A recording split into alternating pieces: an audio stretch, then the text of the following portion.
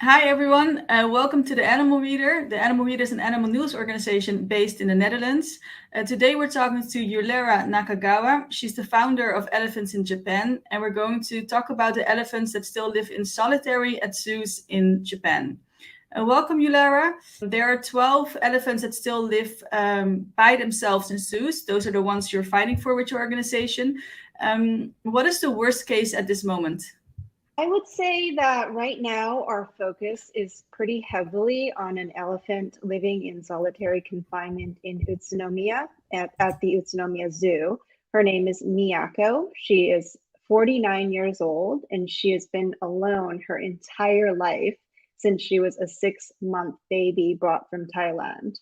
And so the reasons why her case, I would say, is the most urgent is that we've gotten some recent footage of her from one of our dedicated volunteers out in Japan, Yumiko, and we took that footage of her and sent it to some experts who have been working with elephants intimately and who have started their own elephant sanctuaries globally.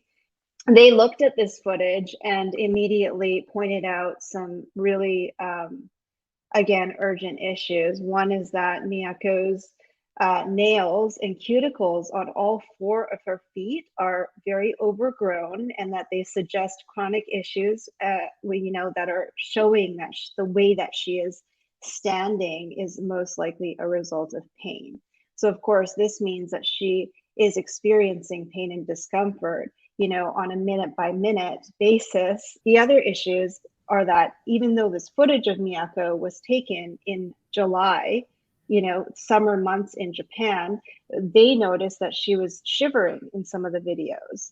And so you can only imagine Japan getting very much colder in the wintertime, how much she is again suffering on a very basic welfare need, which is to have warmth. And then another urgent issue for Miyako is that her enclosure is tiny, incredibly tiny, the space she's allotted outside is. And by the way, her indoor enclosure, which we don't have a shot of because we don't have access, is a fraction of that size.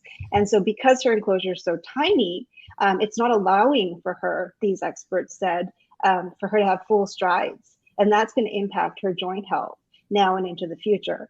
And then finally, the moat that surrounds her tiny, barren enclosure, that is an extreme hazard for her. And the way the zoo operates is they allow the public to come and feed her over this moat. And so she'll get on the very edge of the moat and lean over to try and attempt to grab pieces of food from these, visitors. And every single time she does that, she is at risk of falling into that moat. And we have learned from our research that she has previously fallen in once. And luckily, with that fall, she was able to recover, but she is getting to an elderly age now. Every day feels like a ticking clock for her in terms of danger, pure danger. Like she's in pain, she's suffering, and it's only going to get worse every day that we let this go.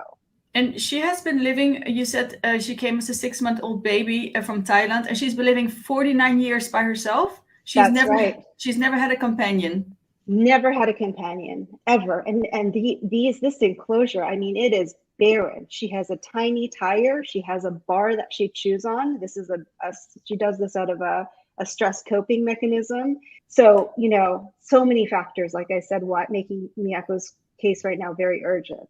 What is the solution for her? Is the zoo aware of this? Have you been in touch with the zoo where she's staying? Do they care for her older age? We have been in contact with the zoo for 3+ years, sending everybody's signatures, sending letters. Miyako's situation is unusual. It's a private zoo, and it's a 3-generation ownership. So this man who currently runs it and owns it, it was his father who had the zoo previously, and he kind of took it over, and he was a businessman. The most fruitful thing for her would be for the owner to let her go, and move to a better zoo.